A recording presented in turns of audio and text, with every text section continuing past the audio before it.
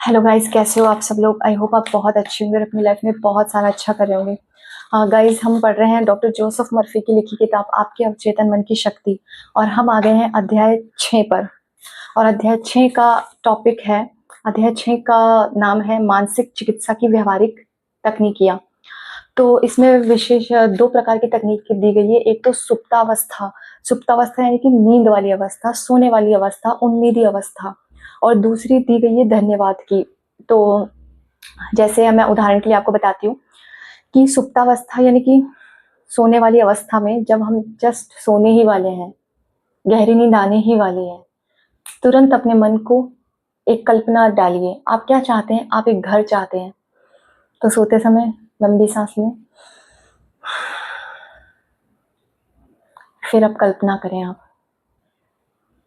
कि ये घर का नक्शा है, यहाँ से सड़क जा रही है, ये मेन गेट है, ये दरवाज़ा है, यहाँ 3 कमरे हैं, सीढ़ी यहाँ से जा रही है, यहाँ कार रखने की जगह है, यहाँ पर हमारा गार्डन है, ऐसे ऐसे पेड़ उग रहे हैं, ठंडी हवाएं चल रही हैं, फर्श कोटा स्टोन है, संगमरमर है, टाइल्स कौन सी है, कलर कौन सा है घर का, दीवारों का कलर कौन सा है, छत का कलर कौन सा है।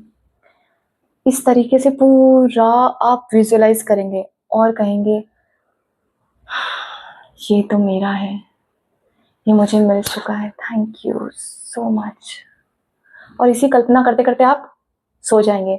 तो उन्नीदी अवस्था में कल्पना करने का ये अर्थ है, मतलब कि जब अपना जो चेतन मन है वो कोई सवाल जवाब नहीं कर रहा है, अवचेतन मन को आसानी से हम आदेश निर्देश दे सकते हैं इस अवस्था में। और इस अवस्था में की गई कल्पनाएं बहुत अच्छे से पूरी होती है। लेकिन आप ऐसा ना सोचें, मतलब आप कभी ये घर पसंद आ रहा है, आपको कभी वो घर पसंद आ रहा है, कभी आपको डबल स्टोरी पसंद आ रही है, कभी आप सोच रहे हैं कि नहीं सब कुछ जंगल वाला घर पसंद आ रहा है, कभी आप सोच रहे हैं कि नहीं भाई पूरी कॉलोनी में लेंगे घर। तो ऐसा नहीं। इसी प्रकार जैसे कार, कभी आपको वो, कभी ये, कभी ये नहीं।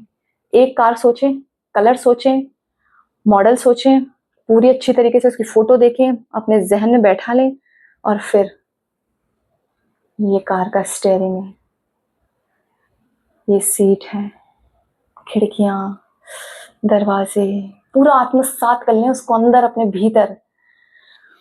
पर एक दिन में तो नहीं होता है, क्योंकि अवचेतन मन जो है उसको समझने में ही, किसी भी चीज को नई हैबिट अपन अपने अंदर शरीर को डालते हैं तो उसे 21 दिन का टाइम लग जाता है अपने भीतर उतरने के लिए। 21 दिन तो अवचेतन मन को नई टेक्निक समझाने में ही लग जाता है।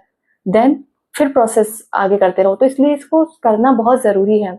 आप जब तक करते रहे, जब तक आपको मन चाहे परिणाम नहीं मिल जाते। एक विषय पर टिके रहे, कभी आप उधर कभी आप इधर, ऐसे ऐसे नहीं भागना है, ठीक है। तो जोसेफ मर्फी इस प्रकार बताते हैं कल्पना की शक्ति के बारे में उन्नीदी सुप्तावस्था में। इसका मतलब यही है कि सोने वाली अवस्था में जाकर। और दूसरा है धन्यवाद की। धन्यवाद ये किसी चीज को मिलने के बाद धन्यवाद नहीं, मिलने से पहले धन्यवाद करें। और धन्यवाद की टेक्निक को आप इसके अंदर भी लगा सकते हैं, सुप्तावस्था के अंदर, कि धन्यवाद मुझे मेरे सपनों का घर मिल चुका है। पर सपनों के घर की छवि अंदर होनी चाहिए। थैंक यू सो मच, मुझे अपने सपनों की कार मिल गई है। तो वही सपनों की कार यहाँ होनी चाहिए बहुत स्ट्रांगली, कि यही तो यही, इसके अलावा कोई दूसरी नहीं, इसके अलावा कोई नया मॉडल आ जाए तो वो भी नहीं पसंद आएगा, यही तो यही पसंद आएगा, ऐसा वाला होना चाहिए।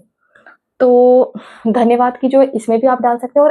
और सोने वाली अवस्था जो सुप्तावस्था है उससे हटकर धन्यवाद आप किसी भी चीजों में डाल सकते हैं। ग्रेटिट्यूड तो एक्सप्रेस करना ही चाहिए हमारे पास जो चीज है उसके लिए भी, और जो चीज नहीं है उसके लिए भी। जैसे आपके अकाउंट में पैसे की बहुत कमी, आपके जीवन में पैसे की बहुत तंगी है, तो आप कह सकते हैं धन्यवाद मेरे पास, मुझ पर अद्भुत आर्थिक कृपा है। धन्यवाद कि मेरे पास बहुत सारा पैसा है और मेरे सारे काम बड़ी ही आसानी से हो जाते हैं। इसे ट्रेंड करना बहुत जरूरी है। आप एक तरफ तो ऐसी बातें कर रहे हैं अपने मन से और पॉजिटिव अफर्मेशन कर रहे हैं, रात को आप कार का या अपने घर का जो भी है आप उन्नीदी अवस्था में विजुअलाइज कर रहे हैं, और नेक्स्ट डे मॉर्निंग उठते ही आप क्या कहते हैं, कार तो कौन ले सकता है, ये तो बड़े लोग ले सकते हैं, आज के जमाने में घर कौन बना सकता है, बहुत अमीर होना पड़ता है उसके लिए। ऐसे विचारों को नहीं रखना है अपने अंदर, ठीक है। इस बारे में आप किसी से कोई बोलता है तो चुप रहें, अपनी राय क्यों देना है, ऐसी बेकार वाली राय क्यों देना है, ठीक है। और ना होशियारी भी नहीं मारना है कि अरे सब कुछ हो सकता है, क्योंकि वो जो है ना, वो बंदा नेगेटिव है सामने वाला जो आपसे कह रहा है, और आप उसको पॉजिटिव बात बोलेंगे, अरे कैसे नहीं, जो चाहे वो कर सकते हैं, तो उसकी नेगेटिविटी आप पर हावी हो जाएगी, क्योंकि आप अभी इतने स्ट्रांग नहीं हुए ना। और वैसे भी जब आप अवचेतन मस्तिष्क के नियमों पर इतने स्ट्रांग हो जाएंगे तो आपको अपने आप पता पड़ जाएगा कि कहाँ मुझे चुप रहना है, कहाँ मुझे अपनी बात कहनी है, कहाँ मुझे इग्नोर करना है, कहाँ मुझे हाँ हाँ करना है। ठीक है, तो देखा आपने, अध्याय 6 इस प्रकार कहता है कि धन्यवाद और सुप्तावस्था की तकनीक के बारे में कहता है, और इस तकनीक से हम बीमारी को भी ठीक कर सकते हैं और सभी जगह आप जीवन में इसे अप्लाई कर सकते हैं। ओके, आई होप आपको ये वीडियो पसंद आया है, और यदि आपको ये वीडियो पसंद आया है तो लाइक कीजिए, सब्सक्राइब कीजिए और शेयर कीजिए, और अपने प्यारे प्यारे से कमेंट कीजिए। Thank you so much, bye.